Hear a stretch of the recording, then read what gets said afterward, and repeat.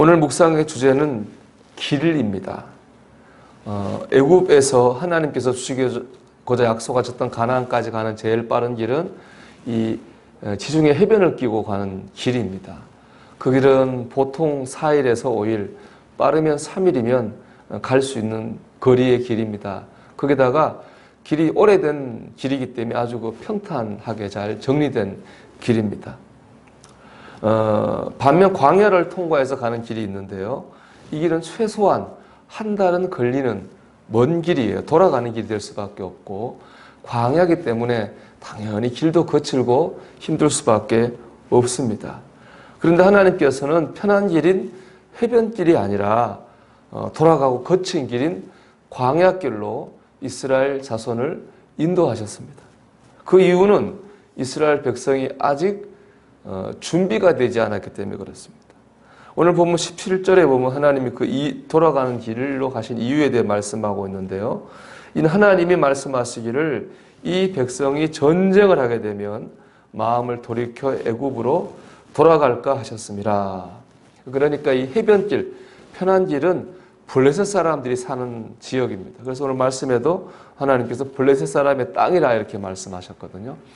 블레셋 사람들은 전쟁을 굉장히 잘하는 민족입니다. 역사적 유물을 보면 다른 나라 사람들이 청동기 무기 가지고 전쟁할 때 블레셋 사람들은 철로 된 무기를 가지고 전쟁을 했어요. 블레셋 사람들은 아주 전쟁을 잘하는 아주 강한 민족입니다. 그래서 고대 근동에서 블레셋은 늘 강국으로 위치를 자리매김하고 있었습니다. 이에 비해서 이스라엘 백성은 힘이 없죠. 군대가 없잖아요. 일단 군대 자체가 없고 무기도 없고 훈련받은 적도 없어요. 근데 그 대규모의 이스라엘 사람들이 블레셋 사람의 길로 갈 때 그 난민이죠. 블레셋 사람들이 애굽 사람들을 받아줄 리가 없습니다. 피놓고 전쟁하게 돼 있는데 전쟁하면 애굽 사람들이 준비되지 않았기 때문에 무서워 도망갈 수밖에 없습니다. 다시 애굽으로 돌아갈 수밖에 없는 거죠. 그래서 하나님이 이를 아셨기 때문에 이스라엘 자손을 돌아가게 하신 겁니다. 준비되지 않았기 때문에 그렇죠. 하나님께 우리를 돌아가게 하실 때가 있습니다. 편한 길이 아니라 거친 길로 이끄십니다. 좀 편하고 쉽게 잘 되었으면 좋겠는데 고난을 주시고 어려움을 주십니다. 힘들게 하십니다. 오늘 말씀을 그대로 적용한다면 그 이유는 무엇입니까? 우리의 믿음이 아직 준비되지 않았기 때문에 그렇습니다.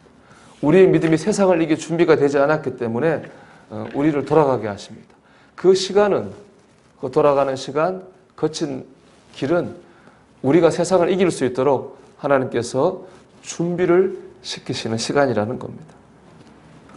여러분, 우리가 세상을 이긴다고 하는 것은 세상에서 성공한다는 말이 아닙니다. 우리가 세상을 이긴다고 하는 것은요, 세상의 유혹과 시험을 다 이기고 천국에 들어가면 그게 승리입니다. 두 번째, 이 땅에서 믿음으로 말씀대로 살아가지고 하나님의 영광을 드러내고 하나님의 생명을 전하면 그것이 승리입니다.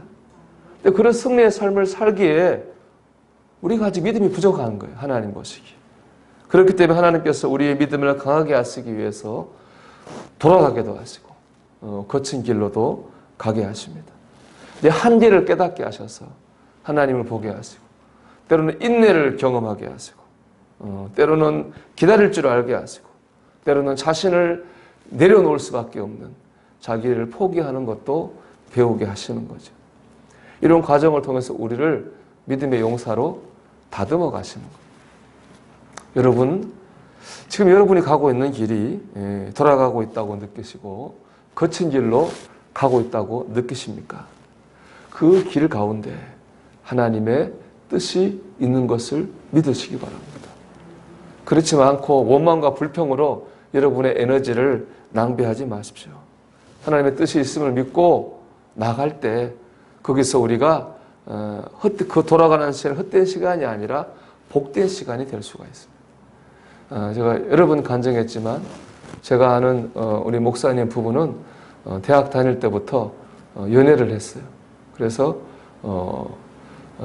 집이 없으니까 학사장교 되면 결혼하려고 집 주니까 나라에서 아주 옛날에 시험을 봤습니다. 뭐 1차, 2차 다 붙었습니다. 3차는 신원조회인데 특별한 문제가 없으니까 당연히 붙을 줄 알고 두 사람은 아름다운 미래를 계획했습니다. 근데 알고 봤더니 이분의 먼 친척이, 옛날에 연좌제가 있었잖아요. 먼 친척이 월북한 사람이 있는 거예요. 누군지도 얼굴도 모르는 사람인데 그것 때문에 신원조회에서 떨어졌어요. 두 사람이 용산의 국방부에서 합격자 발표 보러 갔다가 떨어져서 저희 학교가 서대문인데 오는 내내 울었답니다. 모든 계획이 무너진 거잖아요. 길이 없어진 거나 마찬가지죠. 그 목사님은 이제 학사장교에 떨어지면 무조건 군대를 가야 됩니다. 군대를 가게 됐는데 훈련소 가는 날에 그 목사님의 어머님이 아들을 불러놓고 성경을 펴고 로마서 8장 18절을 읽으시더라 합니다. 하나님이 사랑하시는 자, 곧 그 뜻대로 부르심을 입은 자들에게는 모든 것이 합력하여 선을 이루느니라. 이 말씀 읽어주면서 아들아, 네가 원하고 뜻하는 대로는 되지 않았지만은 이 길 가운데는 뜻이 있는 줄 믿는다. 그러니까 방황하지 말고 가서 군생활 열심히 하면 하나님께서 더 좋은 길로 인도하실 거다. 그 말씀을 하고 기도해 주었습니다. 이제 그분이 군대를 갔는데 신학생이니까 군종병을 하게 된 거예요. 그래서 이제 새벽 기도부터 다 하고, 목사님이 안 계셔가지고 수요 예배 뭐 다 하게 된 거예요. 힘들었죠. 근데 옛날에 군대 3년 했으니까 그 4년 동안 목회를 다 하면서 목회 훈련을 받은 거예요. 그분이 제대하자마자 이제 목회를 나갔는데 저 강화도에서 배 타고 한 1시간 좀 더 들어가면은 서도라는 섬에 보면 100년 넘은 교회가 있어요. 서도중앙교회라고. 첫 목회를 거기 나가게 됐어요. 가정수만 100가정이 넘는 교회인데 전도사로 이제 담임 목회를 하게 됐는데 어떻게 하겠어요? 근데 이분이 저에게 하는 말이 그때 내가 군대에서 훈련을 받았기 때문에 그 목회를 감당할 수가 있었다고. 그 보면 다 하나님의 뜻이 있었다는 거예요. 엄청 돌아가는 길이죠. 엄청 돌아가는 길. 3년을 돌아왔으니까. 힘든 길로 돌아왔지만 그 길 가운데 하나님의 큰 뜻이 있었다는 겁니다. 여러분, 길 가운데에 뜻이 있는 줄 믿습니다. 그게 돌아가는 길이든 거친 길이든 뜻이 있는 걸 믿으시기 바랍니다. 또 그 길 가운데에 하나님도 계십니다.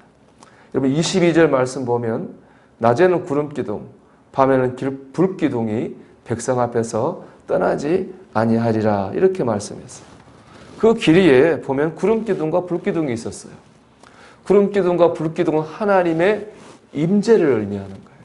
즉 하나님께서 그 길 위에 이스라엘 백성과 함께 계셨다는 거예요. 오늘 말씀에도 보면 그 백성을 앞에서 떠나지 아니했다 이렇게 말씀하지 않았습니까? 여러분 우리가 돌아가는 길이고 거친 길이라 할지라도 하나님께서 그 길 가운데 함께 하시는 줄로 믿습니다. 믿음에 있는 하나님을 바라봐야 됩니다. 제가 좋아하는 찬양 중에 이런 찬양이 있어요. 가사가 이렇습니다. 내가 걷는 일길이 곧 굽어드는 수가 있어도 내 심장이 울렁이고 가슴 아파도 내가 실망하지 않는 까닭은 하나님은 실수하지 않으심일세. 그런 찬양 가사가 있어요. 하나님이 함께 하십니다. 하나님이 인도하시는 거예요. 우리는 그 하나님을 바라봐야 될 줄 믿습니다. 이를 바라보면서 한 다윗은 이렇게 고백해요. 시편 16편 8절에서 내가 여호와를 항상 내 앞에 모시며 그가 나의 오른쪽에 계심으로 내가 흔들리지 아니하리로다. 우리가 함께 하신 하나님을 바라볼 때에 비록 돌아가고 거칠어도 흔들리지 아니하고 믿음의 길을 가게 될 줄 믿습니다. 오늘도 여러분 길 위에 뜻이 있습니다. 길 위에 하나님이 계십니다. 하나님을 보고 하나님의 뜻을 믿고 우리 믿음의 길을 힘차게 나아가는 저와 여러분이 되시기를 주님의 이름으로 축원합니다.